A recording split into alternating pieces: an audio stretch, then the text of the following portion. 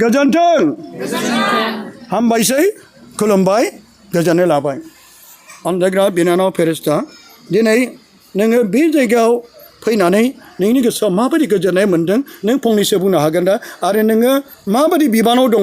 नोङो जोंनि गेजेराव आरो दिनै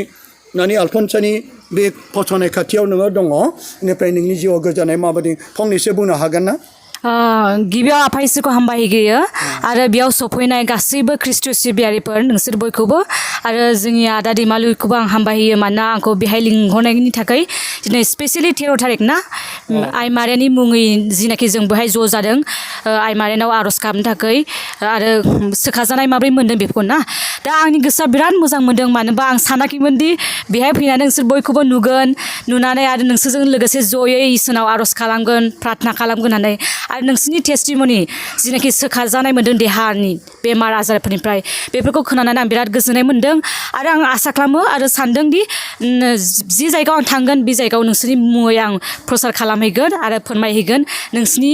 बेमारनिफ्राय सोखाजानायखौ मोननानै आरो जेरै आलफनसा नानिनि थ्रुयै नोंसोरो आर'ज खालामनानै जे आलफनसा नानिया बिख'ना होदों नोंसोरनि बेमारफोरनि थाखाय बेफोरो बिराद मोजां गोजोननायनि बाथ्रा आरो आं आसा खालामो बेबायदिनो बिबाय था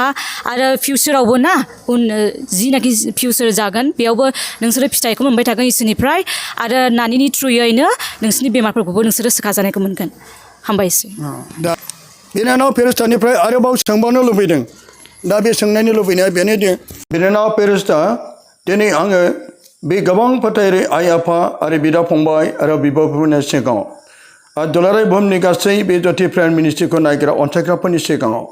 आं नोंथांनाव दिनै सोंनो सानदों जे नोंथाङा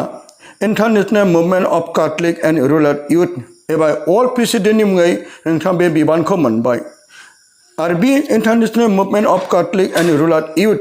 बे वर्ल्ड प्रेसिडेन्टनि बिबानखौ मोननानै नोंथाङा बेनि सोमोन्दै जोंनो बे बेसेन गोनां जोंनो माखासे मिथिहोनो हागोन ना अननानै नोंथाङा हायोब्ला दे नोंथाङा जोंनो अननानै फोरमाय एक्चुअली आङो दा मिजार्क मानि दा आदाया बुंनाय मथे बियो टाउन सिटियाव थाग्राफोरनि थाखाय नङा आरो रुराल जायफ्रा बेकवार्ड क्लास ना बेफोर युथफोरखौहाय माब्रै सुबिदा होनो ना माब्रै प्रग्रामनि थ्रुयै माब्रै जोङो स्पेसियेलि बे ग्राउन्ड लेभेलाव ग्रासरुट लेभेलफोरखौ ना माब्रै जायफ्रा उफाय गैजायै बेफोरखौ राहानि लामा दिन्थिनाय ना बेफोरनि थाखाय आरो बे युथ मुभमेन्टआनो बियो इन्टारनेशनेल युथ मुभमेन्ट आरो आं बेयावहाय प्रेसिडेन्ट जानाया अक्ट'बर 24आवहाय आङो हायद्राबादाव जोंनि जेनेरेल एसेम्बलि जादोंमोन बेहाय आं इलेक्टेड जादों आरो आं सानाखैमोनदि मानो होनबा बिदि प्रेसिडेन्ट जागोन होननानै मानो होनबा 75 इयार्स जाबाय बे मुभमेन्टआ दिनैसिम रावबो फिमेल माने आइजोफोरनिफ्राय प्रेसिडेन्ट जाफेराखैमोन ना आंनो फार्स्ट प्रेसिडेन्ट आरो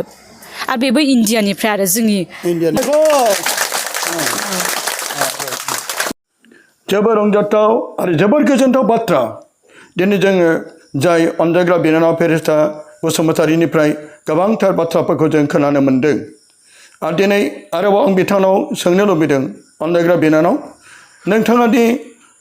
बे international movement of Catholic and rural youth world president जानानै गोबांथार बुहुमाव नोंथाङा गिदिंबाय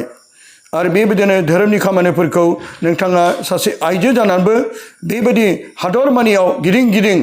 फोरबोनि रावखौ प्रसार खालामबाय दा नोंथाङा बे बुहुमाव मोनसे हादराव गिदिंहैखो बेनि सोमोन्दै जों नोंथाङा एसे मिथिहोनो हागोन ना फरेनाव थांनाया बिदिनो 15था कान्ट्रिस जाबाय आंनो थांनाया बेलेग बेलेग जायगायाव थांबाय आरो आं बेफोर गासैबो इसोरनि बोर ना इसोरनि महिमा बेफोरो आं सानाखैमोन दा ना साना नों सानफेरि जायगायावबो इसोरा नोंखौ फाथायहरगोन नाखि जुदि नोंहा फोथायनाय थाबा ना आरो सिमां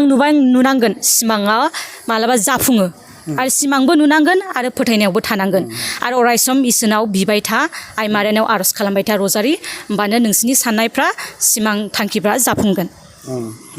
आं नोंथांनाव जेरै सोंलु सोंगासिनो दङ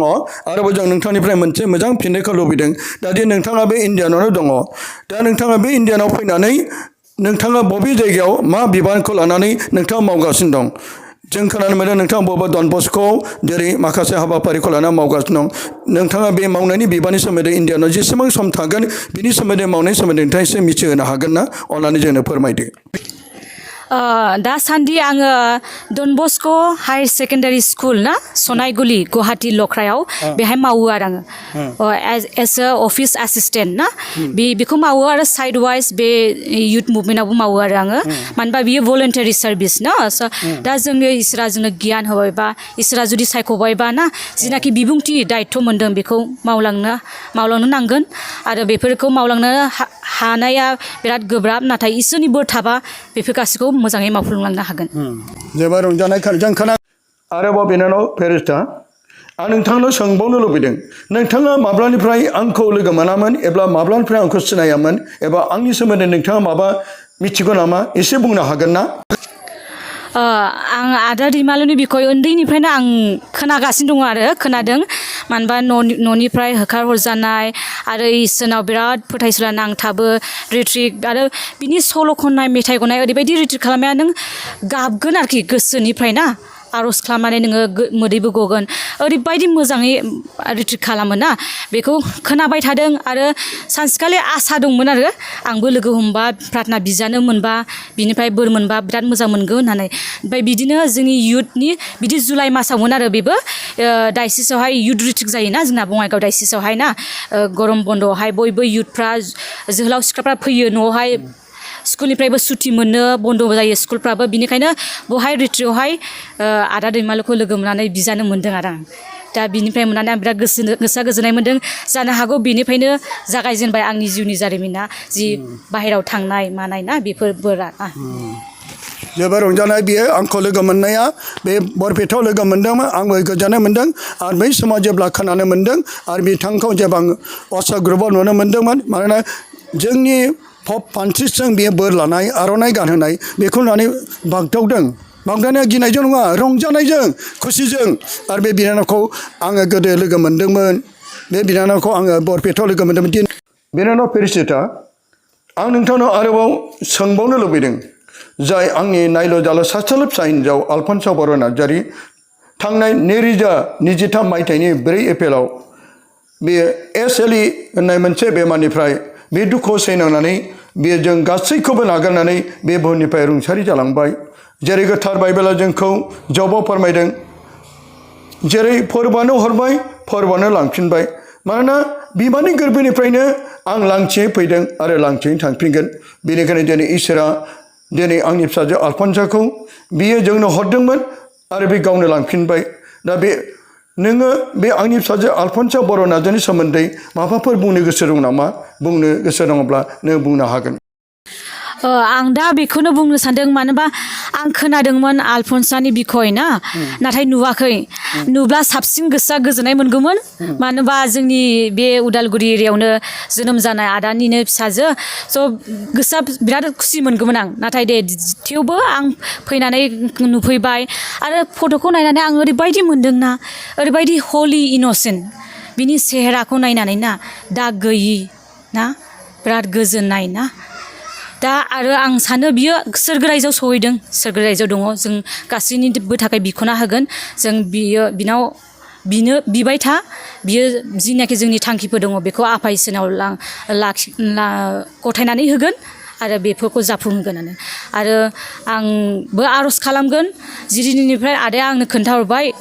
फैनानै बे दिननिफ्रायनो आं नानि आलफनसानि थाखायबो बियो आंनि रजारियाव मिसाबुलि बावनायाव गिर्जा हाबैबा आंनि पार्सनेल प्रेयारफ्राव ना आं बिनानावखौ गोसोखाङो नानिखौ गोसोखाङो आरो आर'ज खालामो आरो आंबो बिनिफ्राय आर'ज खालामो आं बिनोहाय दि इसोराबो आंनोहाय बिनि थ्रुयै बोर होनाय बायदि आरो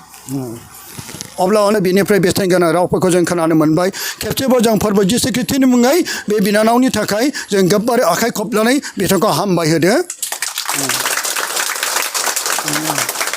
दा जोङो अन्नागाफोर